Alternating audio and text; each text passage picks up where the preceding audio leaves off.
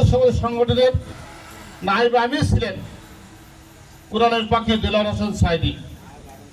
এই সরকার, বিগত সরকার তাকে দীর্ঘ 13টি বছর কারাগারে আবদ্ধ করে রাখছিল। কোরআনের কথা বলতে দেবে না, মুসলমান রাষ্ট্রে কোরআনের কথা বলতে দেবে না, কোরআনের পাখিকে খাঁচায় বন্দি করে রাখছিল। শেষ পর্যন্ত ভারতের প্রেসক্রিপশনে তাকে বাহির করে সেই শাহবাগে লাফালাফি করা ডাক্তারের ইঞ্জেকশন দিয়ে শেষ পর্যন্ত তাকে শহীদ করা হয়েছে। আমরা মহান প্রভুর কাছে আবেদন করব, পৃথিবীর মালিক আমাদের এই দেলোয়ার হোসেন সাঈদীকে শহীদের সর্বোচ্চ মর্যাদা দান করো, আমিন। সাথে সাথে আমরা আল্লাহর কাছে কামনা করি তার সর্বোচ্চ মাকাম জান্নাতুল ফেরদৌস নসিব করো। আজকে সাঈদী সাহেবের কত অনেক বক্তারাই বলেছেন, আমাদের সাঈদী সাহেব এমন একটি ব্যক্তি ছিল যিনি কাবা শরীফে তাকে দাওয়াত করে নিয়ে যেত, আর কাবা শরীফের ভিতরে নামাজ পড়ার সৌভাগ্য একমাত্র তারই হয়েছে, সে দেলোয়ার হোসেন সাঈদী। আমরা গেছি কিন্তু দর খুলিনি, আর তাকে দাওয়াত করে নিয়ে শিখির তার ভিতরে নামাজ পড়ার সুযোগ করে দিয়েছে। তাহলে কি ব্যক্তি ছিলেন দেখেন। আল্লাহ শুকরিয়া, দেলোয়ার হোসেন সাঈদীর আমি খুব নিকট থেকে দেখতে পাইছি।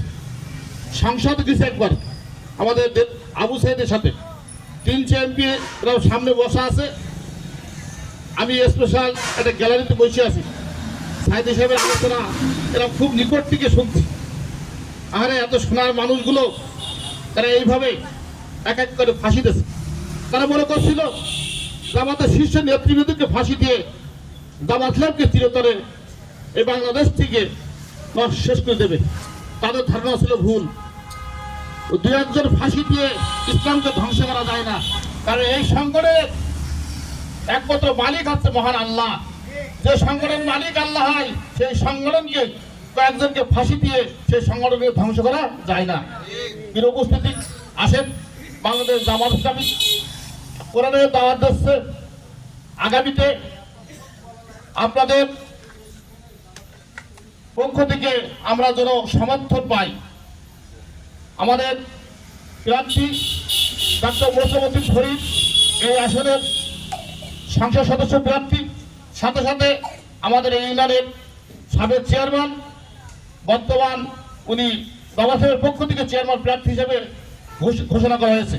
আমরা সবাই তাদের পক্ষে কাজ করে তাদেরকে বিজয় করে তাদের হাতকে শক্তিশালী করার চেষ্টা করব। আল্লাহ রাব্বুল আলামিন আমাদেরকে তৌফিক দান করুক, আমিন। ওয়া মা তৌফিক ইল্লা বিল্লাহ। আসসালামু আলাইকুম ওয়া রাহমাতুল্লাহি।